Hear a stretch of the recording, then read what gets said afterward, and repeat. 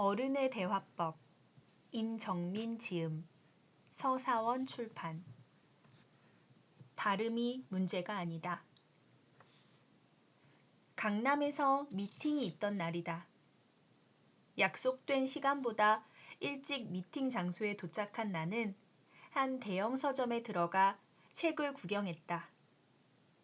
신간 코너에서 새로 살 책들을 잠시 살펴보고 있는데 옆에 있는 사람들의 이야기가 내 귀를 끌었다. 친구 사이로 보이는 두 사람이 대화를 나누는데 서로에 대해 이해 못하는 말들이 오고 갔다. A. 나는 사람들이 자기계발서를 왜 읽는지 모르겠어. B. 한 번씩 보면 도움도 되고 뭔가 다시 열심히 해야겠다는 의지도 생기고 그래. A. 제목은 그럴싸하지만 막상 읽어보면 뻔한 소리를 하는데 그게 무슨 도움이 되는지. B. 넌 주식하려고? 요새 정말 개미 열풍이던데. 너 그러다 있는 돈까지 다 날려. A.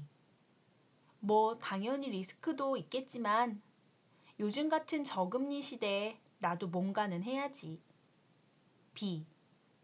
지난번에는 부동산에 관심 가지더니 할 거면 하나만 좀 진득하게 해. 대화를 끝낸 두 친구 주위로 냉랭한 기운이 감돌았다. 그렇다고 심하게 말싸움을 한 건 아니다. 하지만 A는 자기계발서에 대한 자신의 선입견에 막혀 친구의 취향을 배려하지 않았고 B는 재테크 공부를 하려는 A의 의지를 꺾어버리고 꾸준하지 못한 태도를 비난했다. 서로 가지고 있는 생각과 취향이 다를 뿐인데 자신의 의견을 앞세우며 상대를 존중하지 않는 말들은 기분을 상하게 하고 우리의 관계를 멀어지게 한다. 나는 집으로 돌아와 서점에서 산 책들을 책장에 꽂았다.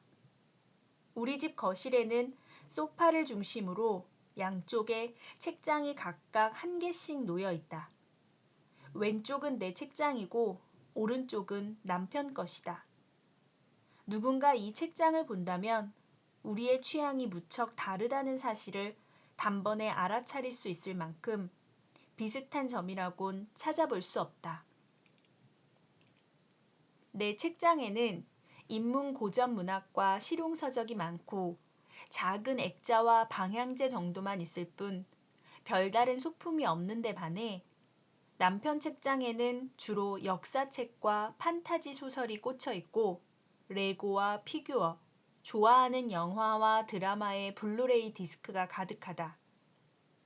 나는 문과를 나온 외향적인 성격이고 남편은 이과를 나온 내향적인 성격의 사람이다.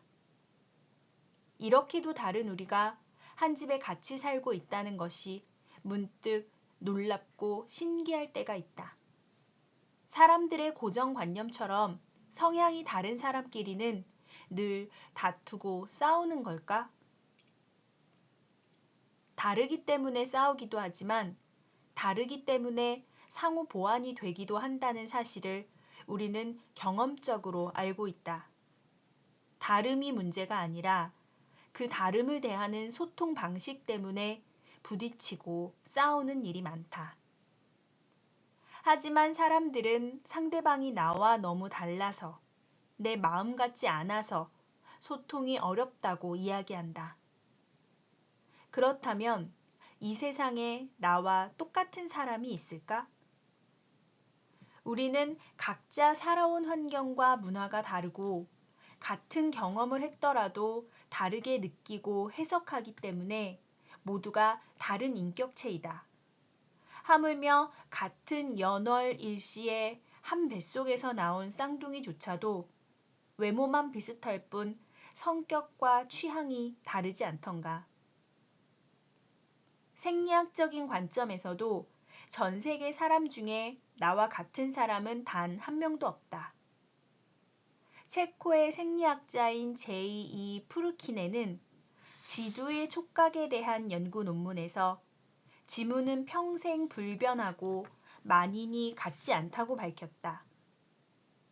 성문 역시 사람마다 입, 성대, 목구멍 등의 구조가 다르기 때문에 목소리가 내는 에너지의 주파수 분포를 분석해서 그림 형식으로 표시하면 마치 지문처럼 목소리로 사람을 구분할 수 있다고 한다. 그래서 성문을 목소리의 지문이라고 부른다. 이처럼 지문과 성문은 지금까지도 개인 식별 수단과 범죄 수사에서 주요 증거로 활용되고 있다. 결국 나와 똑같은 사람은 이 세상에 존재하지 않는다. 그러니 다름은 당연한 것이고 내 마음 같지 않은 것도 당연한 것이다. 애초에 상대가 내 마음 같을 수 없다는 사실을 인정하고 받아들이는 게 마음이 편할 것이다. 두 사람 사이에 숫자 6이 놓여 있다. 왼쪽 사람은 이 숫자를 6으로 보았고 오른쪽 사람은 이 숫자를 9로 보았다. 이 상황을 봤을 때 누구 한 사람이 틀렸다고 말할 수 없다. 서로의 관점에서 다르게 봤을 뿐이다.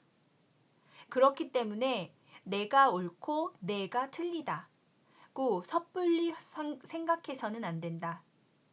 우리가 한 가지 더 유념해야 할 것은 사람의 생각과 의견은 숫자처럼 명확하게 규정 지을 수 없다는 점이다. 수학 문제를 잘못 풀면 틀렸다고 말할 수 있지만 어떤 사람의 의견에 대해서는 틀렸다고 말할 수 없다. 사람의 생각은 다 다르고 모든 의견은 존중되어야 한다는 사실을 기억하자. 다름이 문제가 아니다. 그 다름을 대하는 소통 방식을 바꿔보자. 다름에서 오는 차이로 다툼의 소지가 생기는 것은 불가피하지만 이전과 다르게 말하고 소통한다면 그 다름이 좋은 방향으로 우리의 일과 관계를 이끌어 줄 것이다. 치우침은 소통을 가로막는다. 21세기 엔터테인먼트 산업에서 신흥 기업으로 떠오른 회사가 있다. 이 회사는 2018년 1월 창사 이래 처음으로 시가총액 1천억 달러를 넘긴 후 같은 해 5월에는 장중 한때 월트 디즈니 컴퍼니의 시가총액을 뛰어넘어 시장의 판도를 크게 변화시켰다. 이 일은 신흥 기업이 미디어 거물을 꺾은 기념비적인 사건으로 기록되고 있다. 혹시 눈치챘는가? 이 회사는 바로 온라인 스트리밍 서비스를 제공하는 세계적인 멀티미디어 엔터테인먼트, 넷플릭스이다. 지금 이 책을 읽는 독자 중 상당수도 이 스트리밍 서비스를 이용하고 있을 것이다. 2018년 기준 넷플릭스는 미국, 유럽에서 온라인 동영상 시장 점유율 1위를 달성했고 2019년 기준 전 세계 동영상 스트리밍 서비스 시장 중 30%의 점유율을 차지했다. 미국 내 프라임타임, 라디오나 텔레비전에서 시청률이 가장 높은 시간대, 인터넷 트래픽의 3분의 1을 넷플릭스가 사용하고 있다는 CNN 보도가 있을 정도로 방송 산업의 역사를 새로 쓰고 있다. 코비드19 팬데믹으로 전 세계 사람들이 외출을 자제하고 집에 머무는 시간이 늘면서 또 한 번 넷플릭스의 이용자 수는 급증했다. 전 세계 가입자 수는 2021년 6월 기준 2억 900만 명에 달한다. 그렇다면 넷플릭스의 성공 요인은 무엇일까? 바로 개인의 성향에 맞춰 콘텐츠를 추천하는 개인화 전략이 크게 작용했다고 전문가들은 분석한다. 넷플릭스는 콘텐츠 장르를 7만 6천 개로 세분화하고 고객 선호도를 2,000개 유형으로 분류해 개인의 성향에 맞춰 콘텐츠를 추천해준다. 그 결과 추천된 콘텐츠와 그렇지 않은 일반 콘텐츠 사이에는 2배 정도의 전환율 차이가 발생했다. 지난 2년간 넷플릭스 이용자가 시청한 콘텐츠의 80% 이상이 추천 엔진이 제공한 콘텐츠였다고 한다. 최근에는 다양한 서비스에서 사용자의 선호도나 감정까지 분석하는 딥러닝 기술을 도입하는 등 초개인화 서비스를 제공하고 있다. 국내에서는 KT의 OTT 서비스인 시즌이 사용자의 표정을 분석해 기쁨, 슬픔, 화남 등 기분에 맞는 최적의 콘텐츠를 추천하는 서비스를 선보일 거라고 한다. 우리가 사는 이 시대가 개인화, 초개인화 중심 사회로 빠르게 바뀌고 있음을 알려주는 대목이다. 이러한 시대 변화가 과연 소통과 무슨 상관이 있을까? 대한민국 직장인을 대상으로 한 여가 트렌드 관련 빅데이터 분석 보고서에 따르면 사람들은 동호회나 모임처럼 같은 관심과 목적을 공유하는 취향 공동체 중심의 인간관계를 선호하는 것으로 나타났다. 다시 말해 넷플릭스나 유튜브의 콘텐츠를 소비할 뿐만 아니라 인간관계에서도 개인의 취향이 크게 작용하고 있다는 것이다. 잠시 생각을 해보자. 내가 자주 만나서 대화를 나누고 소통하는 사람은 누구인가? 같이 있을 때 편안함을 느끼는 사람은 누구인가? 우리의 공통된 관심사나 취향은 무엇인가? 아마 머릿속에 떠오르는 사람이 있을 것이다. 공통된 관심사나 취향을 기반으로 사람들과 관계를 맺고 소통하는 것은 우리 삶에서 매우 즐거운 일이다. 더 마음이 가고 편한 사람과 함께하고 싶은 것은 인지상정이다. 다만 초개인화 중심 사회로 빠르게 나아가는 시점에서 같은 관심사와 비슷한 성향을 가진 사람들로만 인간관계가 치우친다면 다른 부류의 사람들에게는 거부감이나 불편함을 느끼게 되고 대화할 때 여러 가지 어려움을 겪게 될 수 있다. 비슷한 것에 안정감을 느낀다를 반대로 말하면 다른 것에 불안함이나 불편함을 느낀다와 상통한다. 그래서 우리는 집단 의식 속에서 정서적 안정감을 유지함과 동시에 다양성과 자유로움을 중시하는 열린 사고가 필요하다. 현실적으로 사회에서는 내가 선호하는 사람들만 선택해서 만날 수 없다. 그리고 나와 잘 맞는 사람보다 맞지 않는 사람을 더 많이 만나게 된다. 익숙하지 않고 불편한 관계에서도 원활한 소통을 할 수 있으려면 나의 관심사와 취향, 나 자신을 중요하게 생각하는 만큼 타인을 이해하고 존중하려는 노력을 끊임없이 해야 한다. 저 사람은 도대체 왜 저러는 거야? 라며 도무지 이해할 수 없는 상황이 생길지라도 저 사람은 저렇구나 하고 생각을 전환할 수 있다면 상대와의 간극을 좁힐 수 있다. 타인을 이해하는 것은 무척이나 힘든 일이다. 설사 이해되지 않아도 이해하려고 노력하는 자세가 중요하다. 다만 그것은 상대를 존중했을 때 가능한 일이다. 아웃 오브 안중이라는 말을 아는가? 아웃 오브 안중, 즉 내 눈밖에 나다. 전혀 관심 없다. 신경 쓰지 않는다는 뜻이다. 인간관계에 있어 상대에 대한 무관심과 무지는 소통의 장애가 된다. 같은 회사에 다니면서 서로에 대해 아는 것이 없거나 한 집에 사는 가족이더라도 서로에게 관심이 없다면 어떻게 소통이 잘 될 수 있겠는가? 얼마나 서로의 생각과 경험을 공유했는가? 얼마나 서로의 기쁨과 아픔에 반응했는가? 얼마나 서로의 고민과 성장에 관심을 갖는지가 관계의 질을 결정한다.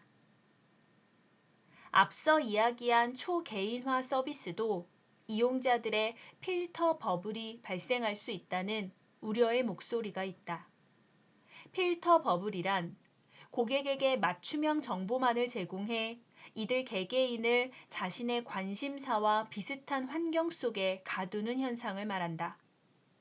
필터링을 거친 추천 정보만이 사용자에게 제공되기 때문에 사용자의 관심사에서 벗어난 다른 정보들은 놓칠 수 있다는 것이다. 스탠퍼드대 경제학과 교수인 매슈 오 잭슨은 우리는 점점 더 연결되고 있지만 동시에 분열되고 있다고 말한다. 그러면서 우리는 예전보다 더 많은 사람과 소통할 수 있지만 나이, 경제적 수준, 교육 수준, 젠더, 신념이나 의견이 비슷한 사람들과 어울리려는 성향이 있다고 이야기한다. 이것을 동종선호라고 한다. 나와 비슷한 집단과 어울리고 그 밖의 집단과는 구별짓는 현상을 조사한 흥미로운 연구가 있다.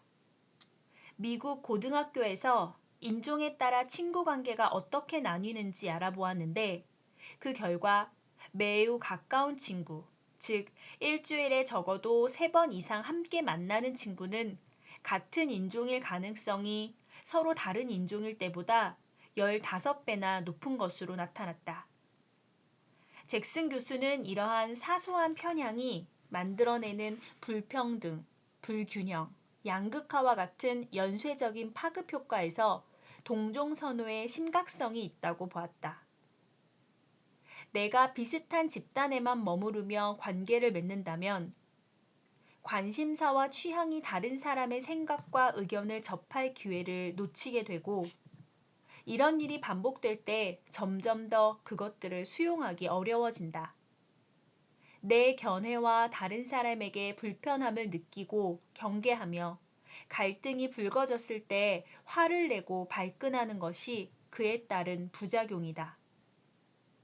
어떠한 일이든 의식적으로 관심을 갖고 이해하려고 노력하는 태도는 상대와 소통을 하기 위한 적극적인 의지 표현이다.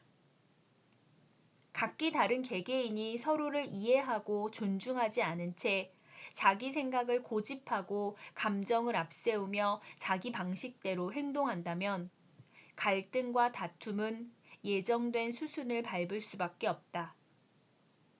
코비드19 팬데믹으로 인해 사람들이 집에 머무르는 시간이 늘면서 가족과 부딪히는 일이 많아진 것도 이와 무관하지 않다고 본다. 팬데믹 전에는 학교와 회사 등 주로 밖에서 많은 시간을 보내고 가족이 모두 함께 집에 머물며 소통하는 시간이 많지 않았다. 하지만 한 공간에 함께 있는 시간이 늘어나면서 서로의 성향이 더욱 도드라지게 나타나고 그것들이 충돌해 갈등이 불거졌다. 갈등은 사랑하는 가족 사이에도 빈번히 발생되는 사회적 현상이며 늘 진지하게 고민하고 풀어가야 할 평생의 숙제이다.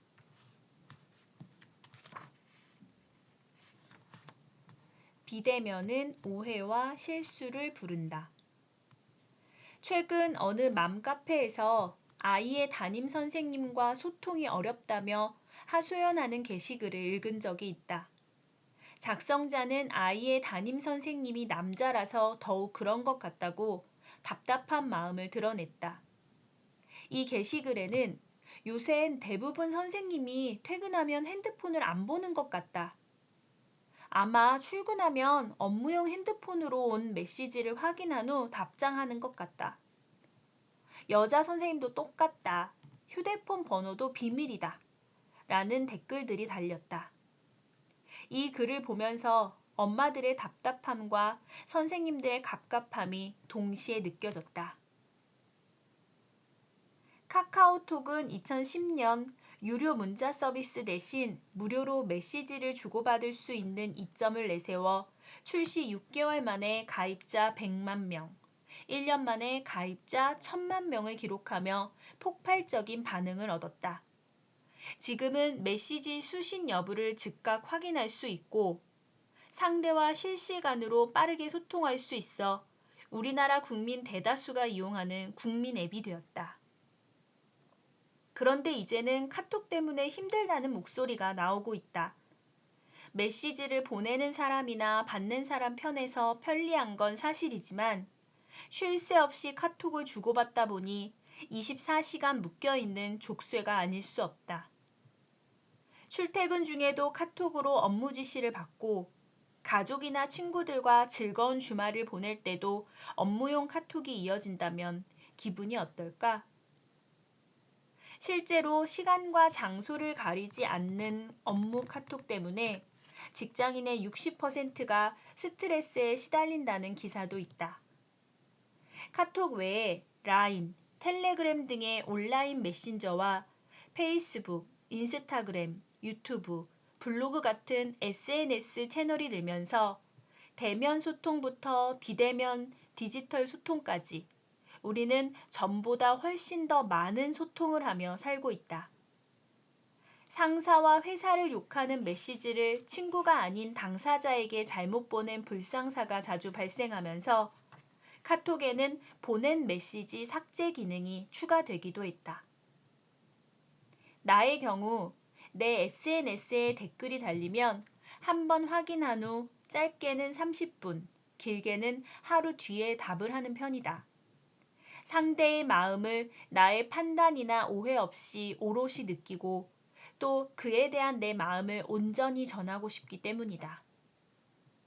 말은 의도가 어긋나거나 오해가 생기지 않도록 신중하게 생각하고 정제된 단어와 문장으로 뱉어야 하며 빠르게가 아니라 바르게 말해야 함을 기억했으면 좋겠다.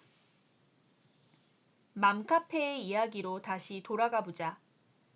게시글을 올린 아이의 엄마는 담임 선생님이 퇴근하면 핸드폰을 보지 않고 하루 지나서 답을 준다고 했다. 담임 선생님은 자신의 일상을 지키기 위해 기준을 세웠을 것이다. 하지만 이렇게 일방적으로 소통을 단절하면 엄마들의 마음만 답답하게 할 뿐이다. 사생활을 보호받으면서 엄마들의 원성을 사지 않도록 이렇게 말했으면 어땠을까? 어머님, 아이의 학교 생활에 대해 궁금한 점이 많으실 거라 생각됩니다. 아이에 대한 관심과 사랑의 표현이겠지요. 혹시 궁금하거나 급한 일 있으면 카톡으로 문의 주세요. 퇴근 후에 주시는 연락은 다음날 오전에 확인하는 대로 답변해 드리겠습니다. 그 사이 조금 답답한 마음이 드시더라도 너그럽게 이해해 주시기 바랍니다. 마음을 온전히 전달하기 위해서는 충분한 시간이 필요하다. 일방적으로 소통을 단절하거나 빠르게 반응하는 것보다는 천천히 생각하고 바르게 말하자. 디지털 속도에 내 마음을 맞추기 전에 잠시 멈추어 생각하는 여유가 말실수를 줄이고 상대와의 관계를 지켜준다. 감정 섞인 말에는 가혹한 대가가 따른다. 우리는 자신이 원하는 바를 상대에게 말로 표현한다. 그런데 잘못된 소통 방식으로 인해 갈등이 생기곤 한다. 이를테면 이런 식이다. 예시 1. 박주임, 어떻게 일을 맡기면 끝날 때까지 중간 보고라는 게 없어? 묻기 전에 알아서 못해? 예시 2. 집구석이 이게 뭐야? 먼저 들어왔으면 좀 치워야지. 밥 먹었으면 설거지는 해야 될 거 아니야. 예시 3. 지금까지 숙제 안 하고 뭐 하고 있었어? 너까지 왜 이렇게 엄마를 힘들게 하니? 이 말을 듣고 상대는 어떻게 반응할까? 과연 이런 말들이 상대방의 생각과 태도를 변화시킬 수 있을까? 갈등 상황에서 오가는 비난의 말은 서로에게 상처를 주고 상황을 악화시킨다. 의도하지 않았지만 이런 상황을 만들게 된 당신의 마음도 아프고 불편할 것이다. 말은 힘이 세다. 누군가를 일으켜 세우기도 하지만 무참히 쓰러뜨릴 수도 있다. 갈등이 이어지면 끝내 모두에게 좋지 않은 결과를 초래한다. 말 한마디가 갈등의 불씨를 키워서 우리의 관계를 완전히 불태울 수 있다는 사실을 잊지 말자. 갈등의 어원이 흥미롭다. 갈등은 칡, 갈, 등나무 등을 써서 칡과 등나무라는 뜻이다. 칡과 등나무는 동아줄 같은 튼튼한 줄기가 다른 나무들을 휘감으며 자라는데 시계 반대 방향인 오른쪽으로 감아오르는 칡과 시계 방향인 왼쪽으로 감아오르는 등나무가 서로 얽히고 설켜 결국 올라가지 못하게 되는 모습에서 갈등의 뜻이 유래되었다. 갈등은 일이나 사정이 서로 복잡하게 뒤얽혀 화합하지 못함을 비유하는 말이며 상충되는 견해, 처지, 이해 따위의 차이로 생기는 충돌을 의미한다. 즉, 갈등은 다름에서 비롯된다. 서로 다른 사람들이 한데 모이는 곳이 조직이다. 그래서 가정, 직장 등 어떤 공동체든 갈등은 존재할 수밖에 없다. 누구에게나 갈등의 순간은 힘들고 고통스럽다. 하지만 갈등을 원만히 해결하고 고비를 넘기면 사람과 조직은 더욱 성장하고 발전한다. 갈등을 제대로 다루고 현명하게 풀어낸 사람들의 사이가 더욱 돈독하고 단단해서 쉽게 무너지지 않는 이유가 이 때문이다. 소중한 관계를 지키기 위해서 우리는 서로 다른 입장과 견해의 차이 속에서 건강한 대화를 통해 합의점을 찾아야 한다. 사람 관계에서 완벽한 해결이란 없다. 원만한 타협이 있을 뿐이다. 이때 상대가 받아들일 수 있는 방식으로 소통하는 것이 중요하다. 상대를 비난하고 질책하는 말로는 상대의 행동을 바꿀 수 없다. 좋지 않은 상황은 반복되고 관계는 악화될 뿐이다.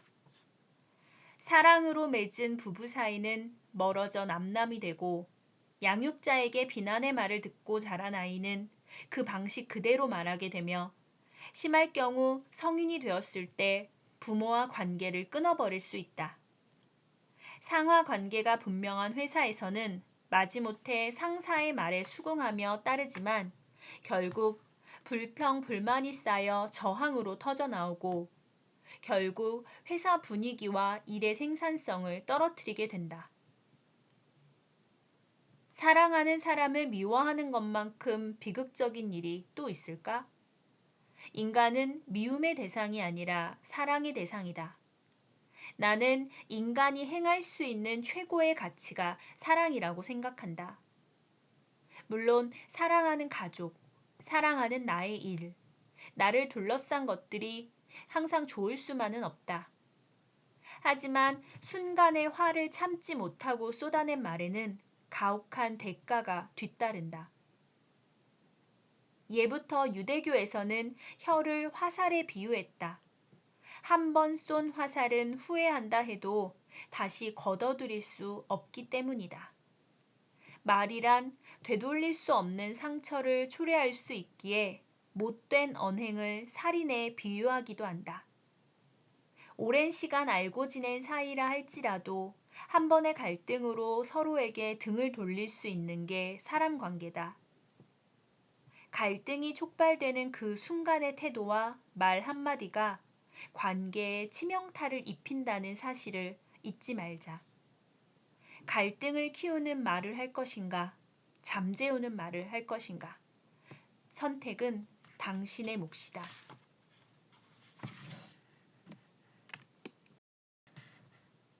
다르게 말하면 관계가 달라진다. 당신은 좋은 사람입니까? 유력한 살인 용의자의 무죄를 입증해야 하는 변호사 순우가 재판에서 이기기 위해 유일한 목격자인 자폐소녀 지우를 만나면서 위로받고 소통해 나가는 이야기를 그린 영화 증인에는 이 대사가 자주 등장한다. 이 대사는 타인의 얼굴에 비친 나는 어떤 사람인지 되돌아보게 하는 핵심 메시지이자 명대사로 관객들의 마음을 흔들었다. 이 질문을 자신에게 던져보자. 아마 대다수는 나는 좋은 사람이지, 나 정도면 괜찮은 사람이지 라고 생각하지 않을까? 자기 자신을 나쁜 사람이라고 생각하는 경우는 드물지 않은가? 질문을 바꿔보자. 당신은 항상 좋은 사람입니까? 왠지 항상이라는 단어가 마음에 걸리지 않는가? 이 질문에 나는 항상 좋은 사람이야 라고 자신있게 말할 수 있는 사람은 그리 많지 않을 것이다. 사람은 누구나 인정과 사랑받고 싶은 기본 욕구가 있다. 그래서 좋은 사람이 되려고 노력하며 살아간다. 하지만 항상 좋은 사람, 모두에게 좋은 사람이 아닐 때가 있다. 이것은 인격의 문제가 아니라 어떤 이유나 상황으로 인한 것이지 처음부터 나쁜 사람은 없다고 생각한다. 모든 사람에게 항상 좋은 사람이 되어야 한다는 뜻은 아니다. 다만 지금 나와 관계 맺고 있는 소중한 사람들에게 선한 마음과 자세로 다가가자는 것이다. 우리의 삶에는 늘 좋은 일, 행복한 일만 있을 수 없다. 하물며 길을 가다 돌부리에 넘어지기도 하는데 그때마다 돌을 탓할 수 없지 않은가? 그 상황이 짜증나서 순간 험한 말을 한들 돌부리에 넘어지기 전 상황으로 돌아갈 수 없다. 돌부리에 넘어져 다치고 기분도 나쁘고 험악한 말이 나올 수 있지만 그런 나를 그대로 두지 말자. 기분이 태도가 되지 않도록 하자. 내 입에서 나온 안 좋은 말은 가장 먼저 내가 듣게 되고 내 귀를 타고 몸속으로 흘러 들어온다. 우리의 삶도 인간관계에서 돌부리에 넘어지는 일들을 수없이 만나는데 상황을 탓하거나 상대를 원망하지 말고 내 마음을 다독이고 보살피며 상처 주지 않는 건강한 소통을 하자. 그러나 본의 아니게 상황에 맞지 않는 말, 상대에게 상처 주는 말들을 무의식 중에 많이 내뱉는다. 너 생각해서 하는 말인데, 너 잘 되라고 이런 말 하는 거야. 솔직히 얘기하면, 그렇게 하면 안 되지. 됐어. 그만하자. 말하는 내 입만 아프다. 이런 말들은 처음부터 어떤 의도를 가지고 한 말일까? 일부러 상대의 기분을 상하게 하려고 한 것일까? 분명 그렇지 않을 것이다. 이 말을 꼭 해주고 말겠어. 이렇게 말하면 더 기분 나쁘겠지? 처럼 악의적인 생각으로 미리 준비한 것이 아니라 순간적으로 불쑥 나간 말들이다. 그런데 참 이상하다. 돌아서서 후회할 때마다 이런 생각이 든다. 왜 말의 주인인 내가 내 말을 다스리지 못할까? 뱉고 나서 후회하는 말들을 왜 자꾸 되풀이할까? 말로 상처 주는 일을 멈출 수는 없을까? 누군가의 말에 한 번이라도 상처를 받아본 사람은 알 것이다. 말로 베인 상처는 쉽게 아물지 않는다. 가슴 속에 평생 남는다.